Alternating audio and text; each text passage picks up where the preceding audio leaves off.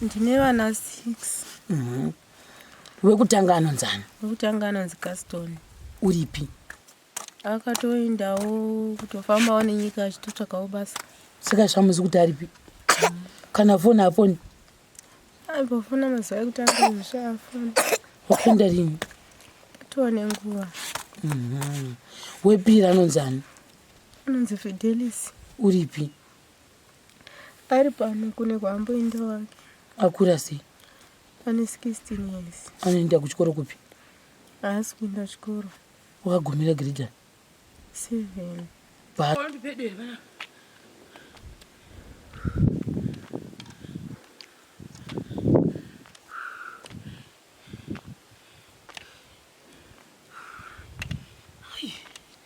Ana brain hagwaziwa. Aiwe.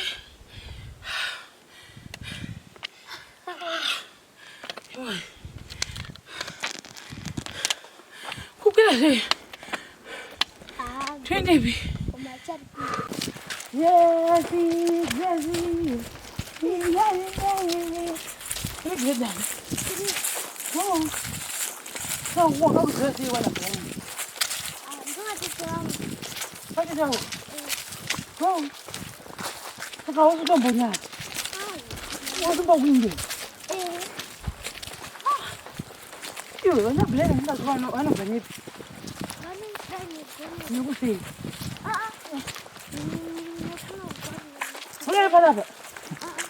Mjinga amegoma.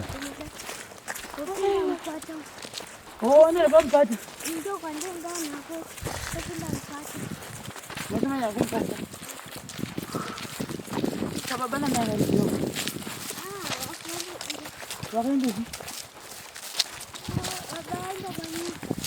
Oh, wakati ndio. Anja. Wini. Ngoma gwini. Wini ndiye mambo mombe so. Oh. Anga zimo tumwa matija. Kama simba jeni. Andio kata sawa. Kama simba ko tire.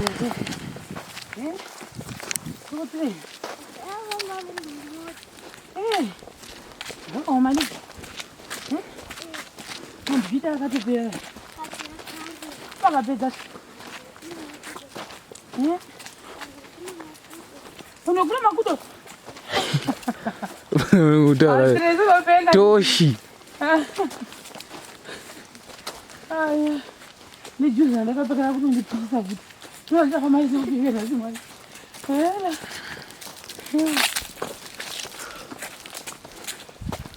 Simbo yake. Nopona naye. Sasa mama, mtani. Kupita goma ndo kunogwadza. Kudzaka kugwadza. Ingeno wakala tu wangu. Sasa una.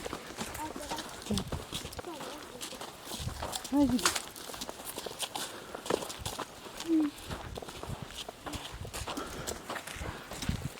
Jikwe. Oh. Mundu zeh. Sasa gobere musu. Ndio gobere zeh. Musubu. Ele maja. Oi mudu ni maja. Singwainga guys. Mana bra ni zide. Ai. Sasa ngona ali bosh. Afambe. Kutunga mena ndizi. Oi. Iba ndina mena. Apa bomo.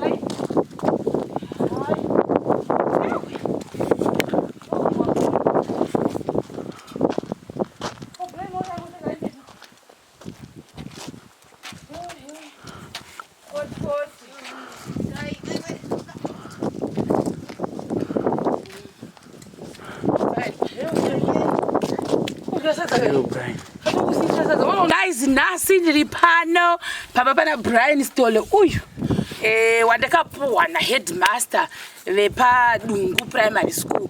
Zvakaitika ndezvekuti ndakaenda kuchikoro kwana Brian asi ndisina chinangwa chekuti ndinge ndichiona Brian. Chinangwa changu chikanga chiri chekuona mwana anonzi Kudzai Mugijima. Mese makumuziva because takatovabatsira tikapedza uye zuro ndopatakapedzera navo. Hino ndichipo ndikati toda kuti zviitewo fair. Kubiri venge takapuwa vana vaviri vanova Kudzai Mugijima uye naRonald watiri kubatsira izvozvi. Ndikabva ndati kuna headmaster amunawo here like vana mukuziva kuti izvozvi izvi mwana uyu situation yake haina kumira kwazvo kuti tiite fair mozviwisa zvandotaura. Ndokubva vandipa vana vatatu ndakati pakatagwa mazita zita rekutanga ndikati nechikonzero chei mandipa mwana uyu ndobva wataura ndikati up to now handihwisi kuti nekuda kwei ndapuwa mwana iyeye. Ndokuinda pepiri ndobva zita raBrian Sithole rabuda. Ndokubva ndati sei mamutaura zvikanzi mwana unobva kure kwanonzi kwaPayarira kuseri kwemakomo. Ndikati saka chii chikaitika ndobva patawanzi mai vake Vanogara vega asi mumwe mubereki wake akashayika ngura kuti baba. Ndikati moyo wangu handizivisei asi nyange mukati pawetatu ndona sekuti ndichaguma ndaenda kwaPayarira kunowa kwanaBrian Sithole. Ndobva mumwe wetatu abuda zvakare mumwe mwana wakatagwa ndobva ndakombeya masituation ndobva ndaona kuti nyaya yaBrian yairi worse than vamwe vana vese. Saka ndozvamazoona saka tiri pano zuva ranhasi. Saka rimwe mavidhio muchaonawo tatokwira kunokwirwa makomo kuno. Saka ndichida kuhwisa kuti kuna uyu tazopuwa mwana uyu ndiye atiperekedza because anogara kuzasi kunonzi kwanomba kwenyu panonzi pamayani pamaiwini Payarira. Saka ibhuku rekwaPayarira ndobva vatozoti chiregai muinde nechimwana ichi ndo azokwira yese makomo. Takwira makomo matatu kuti tisvike kunoku nekuti asingakuzivi. Saka tinomutenda totenda vabereki vake chamupawo switi rake mwana izvo kwadi chakupa switi ozviwa undifungise ndasvika kumota ozviwa ka right. Saka tasvika pano saka iko zvinoda kuti ivo vatiudze zita ravo votiudza kuti vane vana vangani zvese izvozvo izvo. Saka mai makadi zvenyu mototaurisa nyange muchigwara yenyu vasikana tichitiudza zita renyu munonzani uye patiri panonzi pari. Zita rangu ndinonzi Muneni Payarira. Saka mune vana vangani? Ndine vana 6. Wekutanga anonzani? Wekutanga anonzi Gaston. Uripi? Akatoendawo kutofambawo nenyika achitotsvakawo basa. Saka zvamuzi kuti aripi? Kana foni afoni?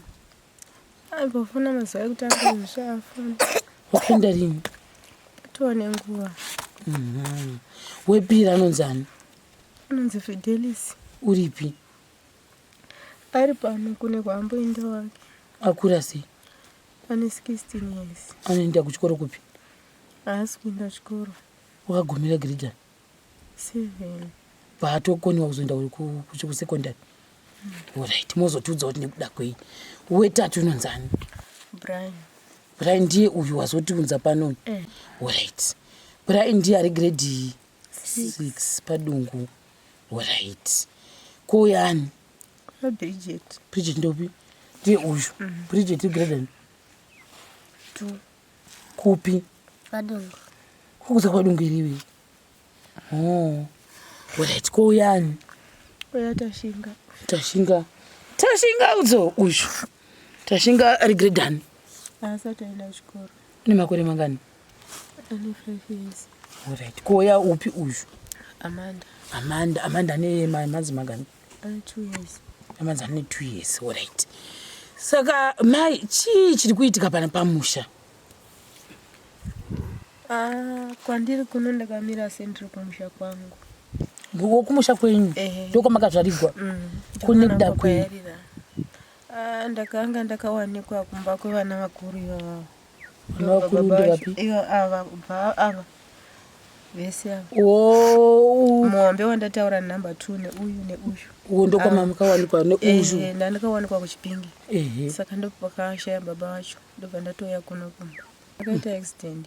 Kupi? Vakarohwa nemota kuChipinge ikoko ndovatoshayika. KuChipinge maigara kudivi ripi? Ndaigara kuMount Cylinder. Saka zvino vanhu vakaita accident vakarova murume wenyu vakabatwa? Saka yakaita iti nani? Murume wangu kurarama kwedu kwose taitorarama nezvekuti aitoendawo kunochera zvicherwa kunoenda vamwe. Saka musi uyo ndo musi wakanga achitouya. Ndopaanga achitouya wachitoburuka mota ndokutorohwa nemota. Waibva kwanga achichera zvicherwa makorokoza. Waishandira kudiviri ripi? Kuzvishawani.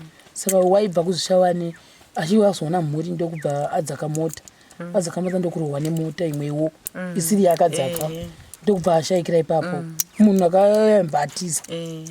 Ndobva zvadii paya. Saka pakuzochengetwa kwakaita ndakatombosara ndakagara 2 years ndiriko. Ndikuzoona kuoma kweupenyu kuti zvakangofanana kuti ndorarama hangu ndiri kumba kwandoberekwa. Ndiro mabvira ndakazotoita. Maisangana nematambudziko api chakazokusimudza ikoko? Kunzvimbo yatatiri kwakusina kana mapeaceweki. Kwakusina kana mararamiro mamwe. Ndaitarisira kuti ndaizoona. Hana chekurya here ungomupa? Haatoryi. Saka upenyu hwanga hwakutomera pakuti chero chekupfekedza mwana, chero chekudya changa chakutondinetsa. Ndikati bheta ndimboenda hangu kwanoberekwa pamwe ndogonawo kuwanawo rubatsiro. Makaberekerwa padzimba dzinedzi papi? Kusasuko. Uyu mwana wazvinzi yangu uyu. Upi? Iye. Makaberekerwa kusasuko? Saka bva madzoka makaenda kumba kwani kwenyu ndakadzoka ndikaenda ikoko pamatora mwana uyu. Pamba paya? Ndopama makaberekerwa paya? Ndobva zvadii? Ndobva ndazoona kuti nevana vangu mawandiro avakaita aya zvinozokonzeresa ndigarisane neazvanzi. Zvinozondinetsa. Regai nditi kuna nababa, pana nababa vakasara vari vana baba. Nekuti baba vangu ini vakashaya. Saka ndova ndakaudza kuti vana baba endafunga hangu kuti ndivake hangu kachimba kangu pangu ndogawo nevana vangu. Ndobva vandiratidza pano. Ndomaurira ndakaita pano. Mugomo. Hakuna imwe nzvimbo yanga isiri mugomo iri? Nzvimbo dzimwe medu munomu dzava kunetsa dzekuzasi kwesoko hakuchina. Saka idzodzi dzemumakomo kwesoko kutori navanhu ndodzanga dzatosara dzacho. Ndobva mapuwa pano. Zvomuri mwana wamunobva mapuwa pekugara. Sike munorimirepi? Iwawo ndo munda wacho mumagwidi imomo. Pano pamushando pamunongorimira muchidya nevanhu venyu? Saka icho ndo chichuruku chechicho. Kuti mugoisa chimbudzi muisa waimomo. Iyo ihondo yamuda kuvaka chindi makaforoma? Zvitina ndindakaforoma tombogarawo zviripo kuitira kuti tikazowanawo chokuita tozovakawo chimwe chimba. Saka panapa makatotoya pari paground? Ndobva matanga kuvaka. Saka makatanga kuvaka ndepi ndeineka ndeyoyo? Vakakirwa nani? Ndakatotorawo munhu akandibatsira ndichitora zvihembe zvandaiva nazvo ndichimubhadhara nazvo. Ndichimubhadharawo nezvimasola zvimwe zvandaiva nazvo kuti awane kuvaka chimba. Saka in other words mukuti makatora zvinhu zvamaiva nazvo nemurume wenyu mukabhadhara kuti mukwanise kutanga start. Mane maizi mangana muchigara pano? 3 years. 3 years. Alright. Saka uyu